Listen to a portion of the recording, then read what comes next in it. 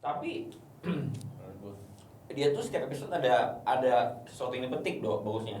Apa yang penting? Kayak misalkan udah lu makan sekarang oh iya bener goblok lu. Ya, si Manuel dari tadi malah ngejelasin film ke gua seakan-akan gua manggil dia ke sini untuk dia kasih tahu gua pendidikan soal Daymare and Nightmare ya. Tapi kali ini kita Nightmare and Daydream. Hah? Ya kasih judulnya Nightmare and Daydream kan? Nightmare and Daydream. Daydream and Nightmare. No, Nightmare and Daydream. Oh, Nightmare and Daydream. Gua kira Daymare and Daydream. Apa sih lu? Apa sih anjing lah bodo amat. Nightmare and itu lu karena belum sempet ya dulu. ini Nightmare. Pasti buat Phyllis pasti Nightmare itu. Tapi kali ini kita bakal bahas ini adalah series Jokan yang lagi gede banget. Kita tentu telat sekali masih untuk top membahas 10 ini. di Netflix Masih tapi top kita 10. bahas ini. Ini adalah lagi-lagi menurut gua setelah Siksa Kubur yang menurut gua masih kalah pamor ya sama Pengabdi Setan. Ini pun juga menurut gua kurang. Kenapa kurang? Buat gue pribadi ya. Karena pertama gue nggak ngerti kalau episodenya kenapa harus diacak-acak dan gue harus inget-inget lagi timeline mana dan siapa. Itu menurut gue bermasalah buat gue ya. Gue nggak tahu yang lain tapi. Oh jadi menurut tuh better dialurin aja dari awal iya. tuh. Jadi gue tahu bahwa si Lukman Sardi itu ada di episode 1. Oh berarti dia tuh ada yang paling awal. Emang apa gutnya nih atau secara timeline memang Lukman Sardi yang pertama. Iya kan sebagai yang pertama kan. Iya 1985 dia. Gue ngerti sih tujuannya mungkin adalah untuk lu bikin penasaran kira-kira kenapa ini begini. Akhirnya baru terjawab di episode selanjutnya gitu. Tapi buat gue dengan setting waktu yang agak random itu bikin lo bingung gitu, apalagi sama-sama kepala 19 semua gitu kan.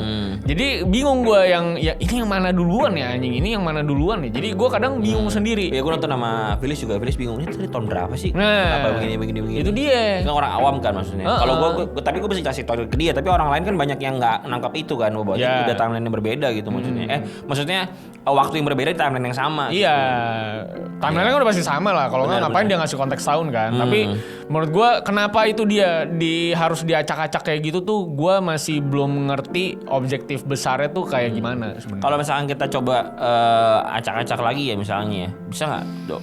Kalau misalnya kita ngomong kita randomin episodenya, ada nggak yang tidak berkorelasi satu sama lain? Kalau kita acak-acak, ada nggak sih? Ada ya?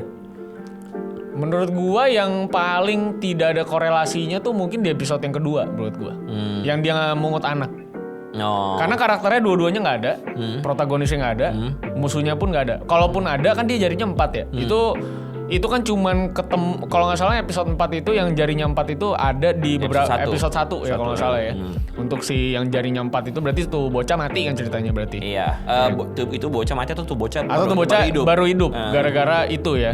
Nah jadi itu yang gue tangkep episode 2 yang menurut gue paling tidak punya peranan penting dalam universe ini karena hero-nya nggak ada. Tapi karena ini series ya, jadi ngedirect tuh juga tidak selalu Jokan. Jadi tulisan Jokan, tapi yang ngedirect itu ada beberapa nama, gue lupa ada 1 nama atau 2 nama, tapi yang jelas nggak cuma Jokan doang yang direct gitu. Nah, apa namanya? Seinget gue lupa gue udah tahu dari mana, tapi dari orang produksi lah. Ada beberapa episode yang memang diproduksinya itu khusus episode itu doang, ngerti nggak maksud gue? Tidak ada korelasinya. Biasa tuh kalau syuting kan, oke, kita punya series ini, kita syuting dulu nih, day 1 syuting episode 7, day 2 syuting episode gitu. Kalau ini enggak, ini benar-benar satu episode dirembukin buat dikeroyok rame-rame gitu. Jadi emang produksinya gede banget buat bikin series ini. Makanya bagus banget sih menurutku secara production value ya. Secara artistik ya. Iya, bagus banget. Ya Jokan sih nggak perlu ragukan lagi kalau production value ya. Tapi emang buat gua jelas ini popcorn movie tanpa lu harus tahu sebenarnya universe-nya kayak gimana. Iya. Mungkin yang agak ngebingungin kan sebenarnya di episode-episode yang hipnotis ya menurut gua di tengah ke akhir tuh menurut gua udah terlalu kepanjangan. Iya, dan gue nggak ngerti juga sih, mungkin karena gue terlalu tolol. Tapi yang gue suka dari episode itu adalah setiap episode tuh punya pesan moralnya. Apa? Inklusivitas. Ya intinya nggak ada ya. Kayak intinya yang kayak misalkan hipnotis dah. Ya pesan moralnya jangan mencuri aja. Ya jangan mencuri, nggak perlu lu kasih gua Iya, gue pesan paham. moral. Maksud gue ada gitu, ada yang lu petik di setiap episode. Jadi lu nggak harus ngikutin banget, tapi lu ketika nonton satu episode aja lu ada sesuatu yang lu bawa pulang jadinya. Kayak yang anak yang Bantar Gebang. Ya, intinya jangan serakah. Matinya juga sebenarnya sama Dede juga kan. Iya, berarti kan matinya karena serakahnya doang. Padahal lu udah dapat punya rumah udah cukup. Iya, terus kayak yang episode pertama, ya berarti lu jangan sampai kurang ajar sama orang tua. Jangan sampai lupa sama orang tua. Gitu-gitu selalu ada yang bisa lu bawa pulang gitu ketika lu nonton. Walaupun nontonnya juga di rumah ya, tapi maksud gua Habis ini matiin TV. lebih kiasan, lebih ke kiasan maksud gua. Ini tuh Terus kalau yang penulis apa? apa? Yang penulis Apa kemarin ya, gua lupa lagi. apa lu? Apa ya kemarin gua ngomong sama Fris. Kemarin tuh gua ngobrol sama Fris kayak episode ini. Kayaknya ini deh, orang kebal hukum deh. Kayak Apa lu jangan gitu. Kebal hukum? Enggak boleh. Orang kan emang mau kebal hukum. Goblok. Maksudnya orang, ya maksudnya di dunia nyata ada orang kebal hukum gitu. Maksudnya mau ngasih tau itu. Lu jangan kebal hukum dong. Ya ada. Orang mau kebal hukum maksud gua. Ya kalau dilihat sebenarnya ini kan tipe-tipenya kayak ini ya, kayak film Matrix ya sebenarnya ya. Ya. Ada kayak entitas anta beranta yang lu nggak tahu dari mana gitu, dan ternyata lo di sebuah universe apa gitu. Tapi buat gue emang endingnya cringe banget. Endingnya? Itu cringe worthy. Karena dia gitu. mau, ya susah juga kalau misalkan ngomong ending tapi masih mau nge-bridge ke season berikutnya. Wah, ini season 2 gue nggak yakin bisa sesolid. Sebenarnya gini, lu nonton Half-World gak? Apa? Half-World judulnya. Enggak. Jadi dulu di HBO Jokan yang nge-direct satunya. Oh, yang setan-setan juga kan? Iya. Yang ada werewolf gitu-gitu iya. kan? Nah itu menurut gue juga happy gue nonton itu, seru menurut gue. Emang ada season 2-nya? Di season 2-nya memang orang Thailand tapi jelek. Gue nggak nonton. Karena udah bukan Jokan jadi udah kayak ngapain gue ikutin lagi. Oh, lo fanatisme berarti? Enggak juga. Tapi maksud gue seru gitu loh ketika ngikutin sesuatu yang kayak dia, kayak si Nightmare and Daydream ini. Karena dia kan nge-build supaya ada kayak quote-unquote mungkin superhero kali ya. Iya, ini ada bangsa lain yang datang ke kita dari bawah tanah gitu-gitu kan. Iya, setelah Godzilla datang ke Jepang, Thanos datang ke Amerika, akhirnya ada Agartha akhirnya datang ke Indonesia gitu. Iya, tapi ya ciri-cirinya Agartha itu kan matanya hitam. Matanya hitam, gede ya. Gede, nggak ada putihnya gitu-gitu. Aneh tapi menurut gue. Menurut masih aneh, tapi premisnya aneh buat gue. Gue masih bisa enjoy sih. Nggak, sekarang lu dengan super power kayak gitu, gue bingung lu kenapa harus buka lamaran untuk orang-orang yang terbaik dan segala macem. Dengan kemampuan lu yang udah super spesial itu, menurut gua seharusnya lu udah bisa nge-track orang-orang mana yang terbaik, dan ya udah bunuh aja, ada mercenary gitu. Kejadian itu tahun 2024 juga kan? Iya, lu ngelamar gitu aneh menurut gua. Dengan segitu gilanya digital, harusnya lu tahu orang-orang yang berbakat tuh siapa aja. Makanya menurut gua paling lemah tuh episode terakhir justru. Paling lemah menurut lu? Karena kesatu menurut gua Asmara Abigail di situ, mohon maaf Asmara Abigail, tapi kayak nggak kayak lemes banget gitu. Gua nggak tahu emang karakter bikin kayak gitu atau gimana, tapi dia emang lebih cocoknya jadi orang psikopat atau orang tertrek aja sih kayaknya. Seharusnya begitu. Iya, karena di sini kayak lemes banget. Gua nggak ngerasa dia ngapa-ngapain, nggak ada emosinya di matanya, jadi kayak Dan tidak ada kesadaran di tahun 2024 dengan begitu banyaknya scam lamaran kerja, lu bisa percaya bahwa ada lamaran kerja kayak gitu. Dan gitu, nggak ada, menurut gua tidak ada concern dia harus cancel untuk nge-share lokasi ke pacarnya gitu. Kenapa maksud gitu? Gua, harusnya lu bisa panggil temennya gitu atau siapa buat grebek sekalian kalau mau, ya kan? Udah gitu kayak to be true-nya adalah ketika dia datang ke tempat lamaran, mereka semua satu lift gitu. Betul. Emang nggak yang ini dulu dateng, ini dulu dateng gitu loh. Dan gobloknya si ibu-ibu yang di awal itu bilang nanti suatu saat kita akan ketemu lagi. Bu, mending ibu ketemu sekarang. Maksud gue gerebek bareng-bareng. Pas udah sadar, maksud gue. Kenapa lu tunggu dia mau dipotong, Bu? Maksud gue, Bu. Ibu kebanyakan pakai kebaya kalau saya lihat. Preparasi kelamaan Bu Lasmi. Iya. Kenapa ibu juga harus ada di depan mobil dia mau kecelakaan? Bu, ini Bu, tolonglah Bu. Ternyata ibu superhero, Bu. Gitu maksud gue. Kalau ibu musuhnya oke.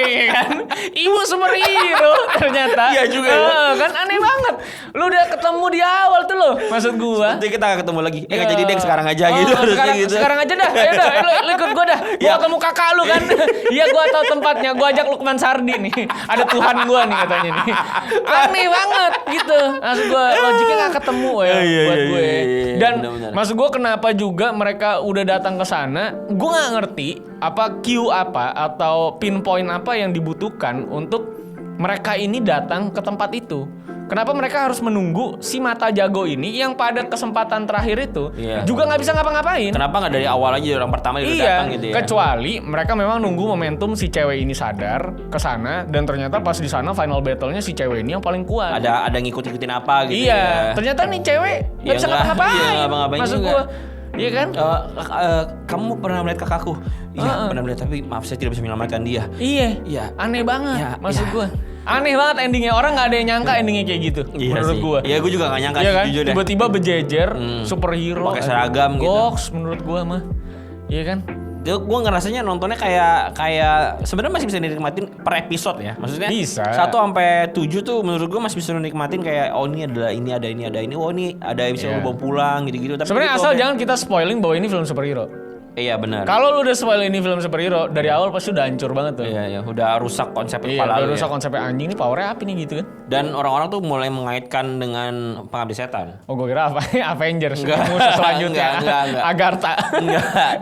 Dia udah ngaitin sama Pengabdi Setan karena ada Ibu Lasmi kan. Iya. Si Ibu Lasminya itu di sini dikaitin sama si ibu yang di Pengabdi Setan. Ternyata ibu itu meninggal karena dia ikut kultus super power ini.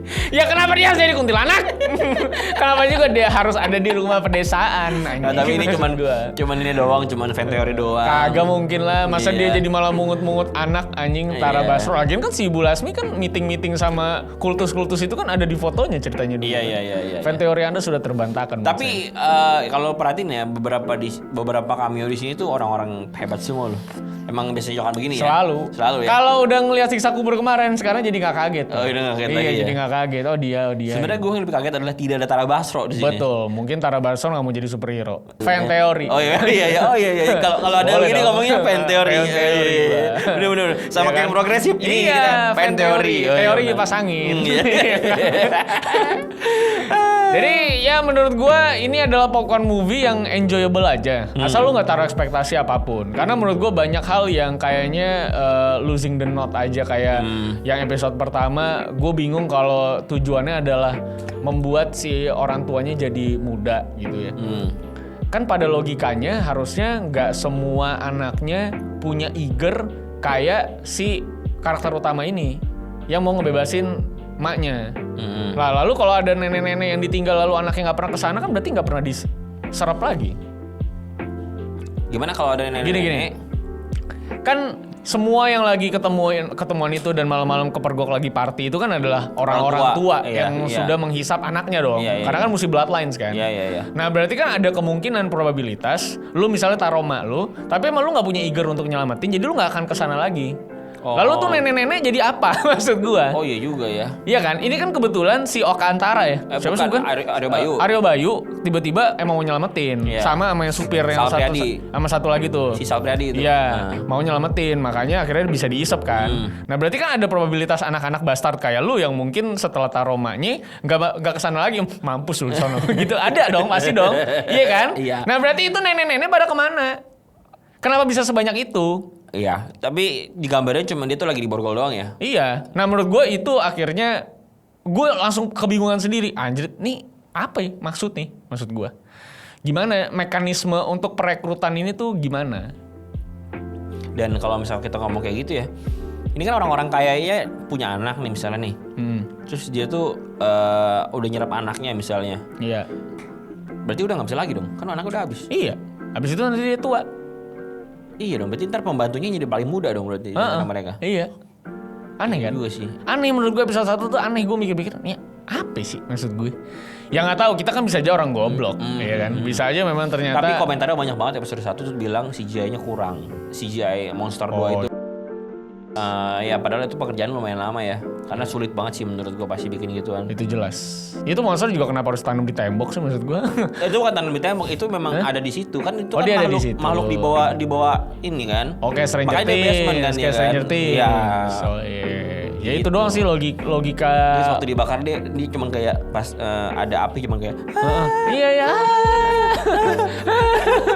Lama-lama tari ya, nari-nari daerah dia lama-lama kan. Tapi ya itulah, gue ngerasa ini jangan lu ekspektasikan akan ada kelanjutan superhero kayak gimana. Karena buat gue sih kalau ini ada season 2-nya gue cukup kebingungan untuk gimana bikin ini jadi nggak cringe fest. Iya. Sumpah, Iya, ini berarti harusnya udah model-model kayak apa ya? Kayak Konstantin gitu. Karena konsepnya. 1-7 masih berasa serem. Serem karena Masih grounded serem-serem, kan, iya. grounded banget. Ini ada orang-orang miskin dan segala macem. Berarti kan ini udah level up nih. Lukman Sardi udah pakai jubah bro, sama kacamata bro. Dia udah kayak Neo tuh. Berarti kan dia emang Neo kan ceritanya kan, The One kan maksud gua.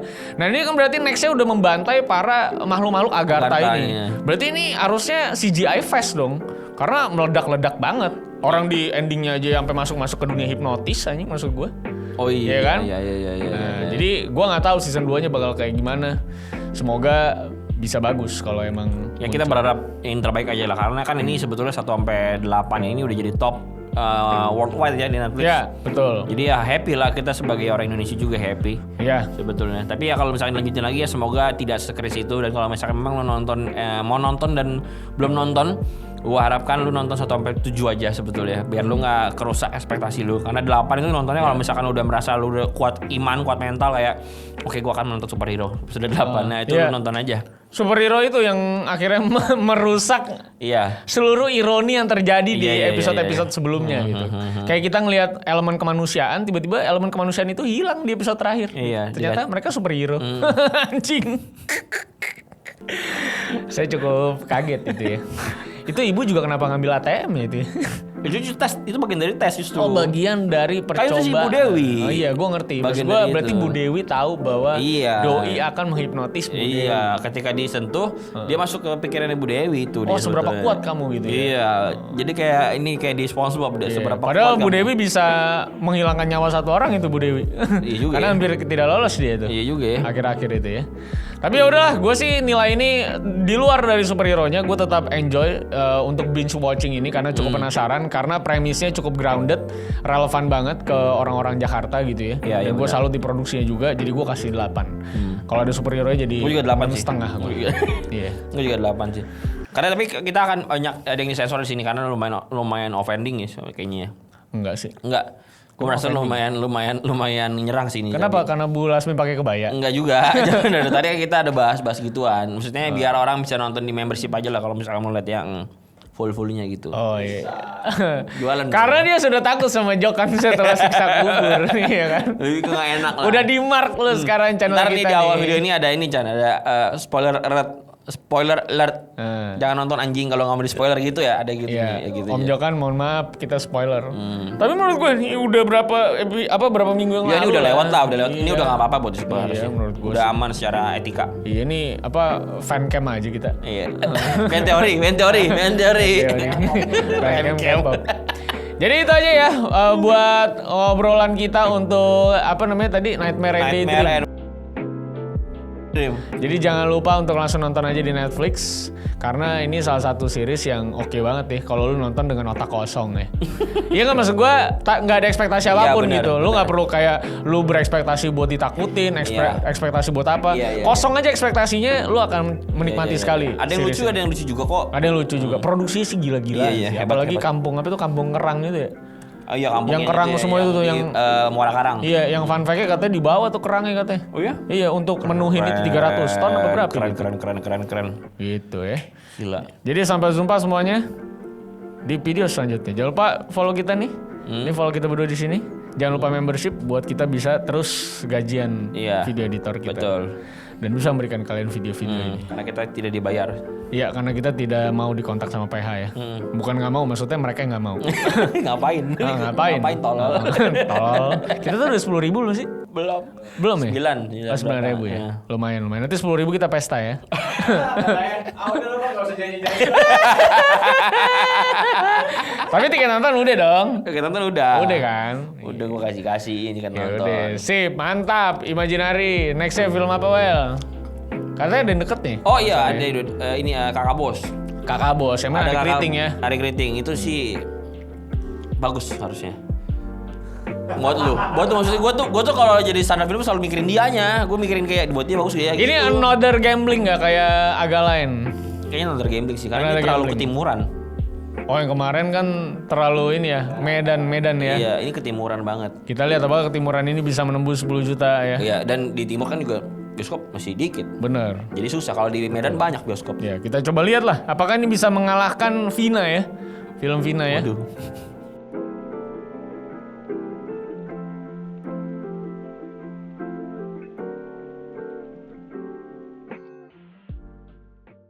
Kita lihat. Kenapa mesti Vina? Hah? Kenapa mesti Vina? Bagus itu Vina pendekatannya luar biasa menurut gua. Tragedi jadi horor. Ya Vina Garut kan tapi kan. Oke, terima kasih yang udah. Vina Garut berakhirnya bapak-bapak yang coli di Homelander. Oke. Sampai jumpa semuanya. Harusnya dia dikasih video Vina Garut tuh. Masih keluar nih. Vina Karena Garut. OG bro. Bapak-bapak coli pakai Iya baju kan? Homelander. Bagus juga tuh.